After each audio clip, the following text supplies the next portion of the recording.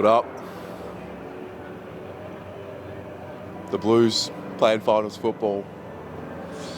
Hello. Welcome to the round 23 review up here on the Gold Coast. That was, mate, that was a little bit of everything. It's all come together. The Blues beat the Suns 13 goals, 13-91 to 13 goals, 9-87 in an absolute thriller. I don't know what that was, mate. That was stressful. I had a bit of everything, and yet again, they find another way to win. 9 in a row. We've won games by 50 consistently. We've won games against top 4 sides, top 5 sides. We've won games where we've been down by a little. We've won games where we've been down by a lot. This group just keep finding a way. The Blue Abroad travel curse is broken. I see my first interstate win ever. And it's all so poetic, isn't it? It's all so poetic. A lot of this run and this entire story is so poetic in the way that when it happens, what the circumstances around it that are happening actually match with it. I felt that personally, and yeah, it's crazy. We've all waited so long for this. We've waited so long to get in, play finals, just contend, to be a contender. We've ridden the journey with this group from the very beginning, and I don't feel like we've made it per se. What I feel like is we've just entered the next phase of the group. It's the beginning of the next chapter, and you know, we had been reading the story of the previous chapter for far too long, for so many years, and now there's a feeling of, okay, there's maturity, there's growth, there's layers to the experience, there's story, there's adversity, there's challenges that have been overcome. And so it just feels like a new beginning and a new dawn. Tell you what, I like the Gold Coast.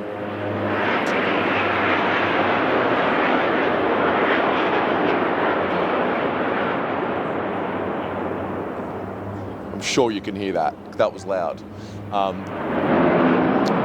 This is just not ideal right now, but the air show is currently happening.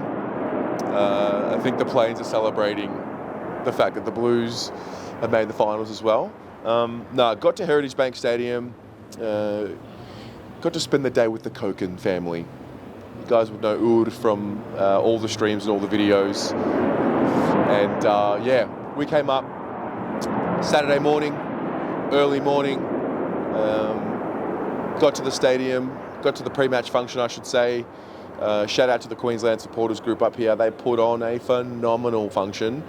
The vibes were high, the energy was high, everyone was excited and happy to be amongst it. Then went to the stadium. I got to say, I enjoyed the stadium. I liked it. I liked the feel of it. It's got a festival vibe to it, like a family-orientated vibe to it. Then the game. Let's talk about the game. That first quarter was a struggle to watch. We've watched this group a lot, so you know when they're on and you know when they're not on. And so when I see broken tackles, when I see Saad kicking the ball out in the full, when I see things of that nature, I know this group is not fully there, not on mentally, and it goes to show how hard it is to play this sport at a high level and win consistently. And you only need to be off by a little bit and you get punished. And fair play to the Suns, they punished us. They kicked 5 straight. We haven't seen that since, I think, Essendon. And so danger signs were there. Dave Swallow takes a pack mark just before the final siren of the first quarter, kicks the goal. And I wish I had a microphone in my brain for the internal dialogue that was going on at quarter time. I was just filthy at myself. I'm like, can't believe you got ahead of yourself. So confident. you get a little bit of success and you get arrogant, like how dare you, never coming to an interstate trip again. It was funny. It was funny, and I'm like, just please let him win. I promise I'll be humble. I promise I'll fix my ways. It was hilarious to reflect on now. Yeah, and I had 2 posts ready on Instagram for a win and a loss, and I remember I saw the photo that I liked. I'm like, all right, that's the game-winning post if we win it. And then I remember thinking, you know, please let me post this one. I don't want to post the other one. Second quarter comes along, and there was the fight back, and there was the leveler. And I think what the group now have proven is that where they used to find themselves in a hole, like what they did at quarter time, that would generally be game over mentally. You would feel it. You would feel the inevitability of the result as a loss coming your way. Whereas now it's like you need to beat Carlton for 4 quarters. You need to be on your shit. You need to be on your game, because we will continue to come. And it's the first win of its kind for this group. Down 41, I think, at one point. So to peg that back, I don't know where it came from. Well, I do. I mean, it was grit, determination. You know, the midfield lifted. Charlie Curnow lifted. We got some individual brilliance out of him. That probably is the best game he's ever played for the club. But yeah, he lifted in that second quarter, gave us a spark, and then kind of felt at the start of the third when Jesse Motlop kicked that goal, I thought, okay, we're good. We're going to be okay.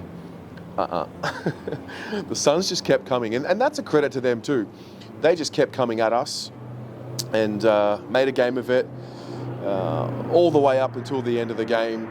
I think I remember Charlie's goal over the top to Harry, the kick over the top to Harry for a goal in the fourth. That was beautiful.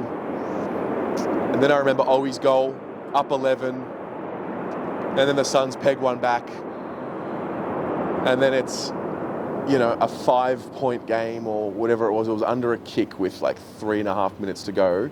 And let me tell you, when Noah Anderson had that ball in his hand, time froze. It reminded me of Jamie Elliott last year. It reminded me of Keziah Pickett last year. I remember being at those stadiums in those moments and time standing still. And I felt like, I promise you, I felt like the time it took the ball to go from Noah Anderson's foot to when the umpire called it behind, I felt like it was 25 seconds. It took forever. It all froze for me. And, you know, it's just the difference between the elation that we now feel and the disappointment that we could feel is very humbling. Very humbling. So he misses. Charlie goes back for the last 4 or 5 minutes, whatever it was, takes the mark, and when the final siren went, I was paralysed. So much stress. I was rocking in my chair, and when that final siren went, I didn't scream, I didn't shout, I stood up, and I just smiled. You know, all of a sudden, 10 years, 11 years, 12 years. I mean, 2013 we won, we got in by default. 2011 we got in on our own merit. And this is a totally new group. All are gone, except for Ed Curnow, who's still running around.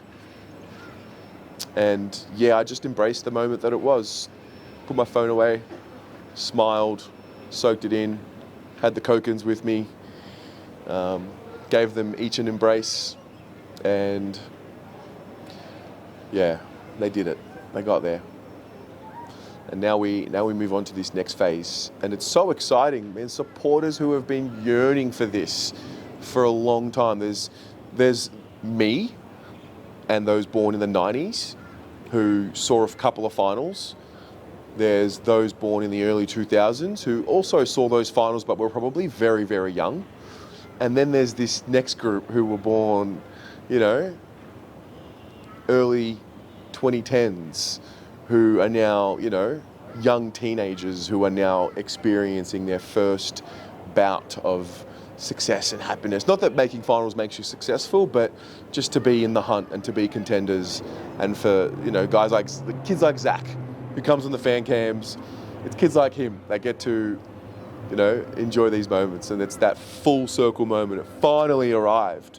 This club, mate, they got there.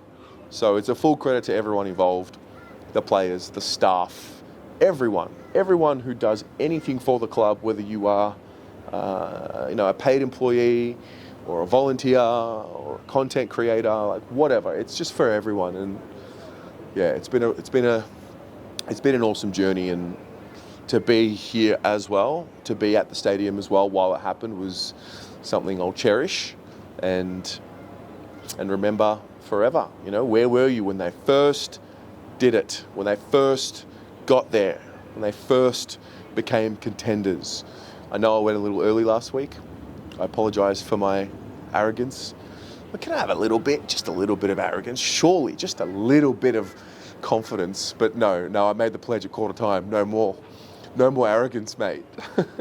And the footy guys gave me the win. So, it was good. And, for me personally, as I document this, the first video ever filmed for this channel, for this whole experience, was 2018. And it was in a co-working space. And, the dreams back then, the vision back then was, can't wait to do finals content. I know this group on this journey, and they're not good right now. We had won 2 games in 2018, and I knew the day would eventually come. I did not think it would be in 2023. I thought it would be 2020, if I'm honest, but it is what it is. I think the win yesterday and the whole journey, it teaches you. It has taught me the true value of achieving something, and that is it's not the fact that we're in finals. That feels good, and that's a nice point to take note of, but it's what we had to overcome, what we have overcome to get there. That is where the real feeling, and that is where the real essence of it all comes from. And that is where sport and life have so many parallels, because we all want something, whatever it is. Whether it's work-related, money-related, whatever it is, but it's not the actual thing that you want. What I've learned to fall in love with is the journey to get there. That's the part that is where the real memories come from, and the story comes from, the testimony comes from. So, yeah. Anyway, I'm pumped. I can't wait. We're doing finals content, and I'm stoked to be here for it. What about you? I need to know, what was the situation for you when the final siren went? Where were you? And how did you deal with that? Because I was messed up. I was so stressed. I was paralyzed. I was rocking in my chair. But set the scene. Where were you when the Blues clinched finals for the first time in over a decade? I look forward to reading through these. Take care, guys. Go Blues.